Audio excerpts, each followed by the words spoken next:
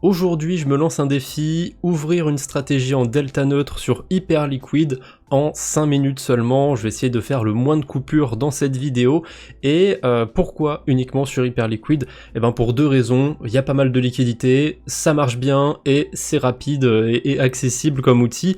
Donc je me suis un petit peu mâché le travail, j'ai connecté mon portefeuille, j'ai déposé 700 USDC, mais j'ai pas mâché le travail entièrement parce que pour ouvrir une position en delta neutre, il faut que j'ai une exposition à la hausse et une exposition à la baisse. Alors là, je vais le faire sur le token Pump parce qu'il a été listé il y a pas si longtemps.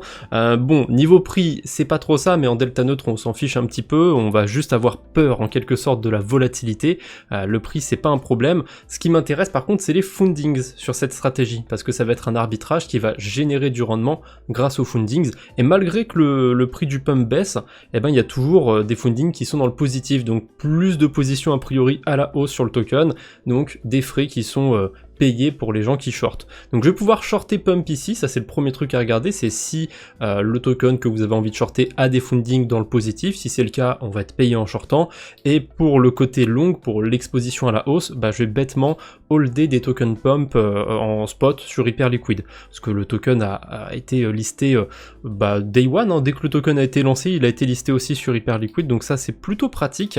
Mais pour que je m'expose du côté spot, eh bien, il va falloir que je déplace des USDC, des perpétuels au spot. Donc on a un petit bouton pour ça, je vais déplacer la moitié de mes 700 USDC. J'ai juste une petite signature à faire sur Rabby, et là je me retrouve avec 350 $ de chaque côté. Alors évidemment, dans cette vidéo, je prends le token Pump comme exemple, mais ça fonctionne avec tous les tokens qui sont listés en perpétuel et en spot sur Hyperliquid, et évidemment cette stratégie elle est intéressante que quand les fundings sont dans le positif. Donc je vais me mettre en effet de levier x1 par contre, parce que j'ai pas envie de prendre d'effet de levier, je veux avoir vraiment la même position de chaque côté. Je choisis un ordre à la baisse, et là je vais y aller un petit peu comme une brute, je vais placer mon ordre directement au marché. C'est pas optimal de faire ça évidemment, je profite que je sois sur Hyperliquid qui est pas mal de liquidité justement, je sais que j'aurai pas un décalage hyper important sur cet exchange. Donc je place mon ordre, c'est parti, et maintenant je vais du côté spot. Je vais chercher manuellement le token pump parce qu'il n'est pas sorti dans les premiers résultats. Et ici, je vais pas vendre, hein. De toute façon j'en ai pas de token pump, je vais acheter pour la même somme des token pump. Encore une fois, je le fais au marché, c'est pas optimal, mais bon, je cherche pas à être ultra précis. Oui, on peut mettre des ordres limites pour ouvrir les positions exactement au même prix.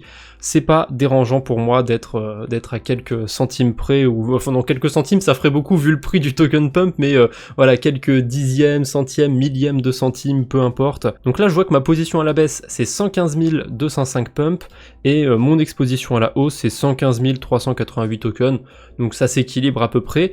Par contre, je vais quand même me mettre une petite sécurité si jamais le prix de pump s'apprécie. Du côté de mon short, je vais être embêté, je vais finir par me faire liquider. Je vois mon prix de liquidation, c'est autour d'un demi-centime. Je vais même mettre un prix rond, parce que j'aime bien mettre des prix ronds, je vais mettre un stop loss à 0,0054 $.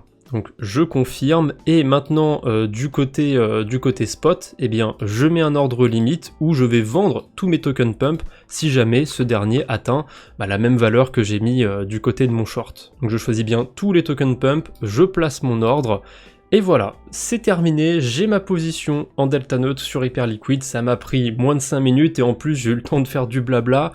Si jamais vous voulez en savoir plus sur le protocole Hyperliquid, j'ai fait un tutoriel complet sur ça, n'hésitez pas à aller le voir. Et si le format vous a plu, n'hésitez pas à me le dire aussi en commentaire et à me suggérer des protocoles sur lesquels on pourrait faire ça. Que ce soit des pools de liquidité concentrés, des boucles de prêt d'emprunt, ça peut être sympathique d'avoir des formats tutoriels un peu plus courts sur la chaîne, je pense. Bref, je ne vous embête pas plus pour aujourd'hui, on se retrouve bientôt j'espère, d'ici là portez-vous bien, salut tout le monde!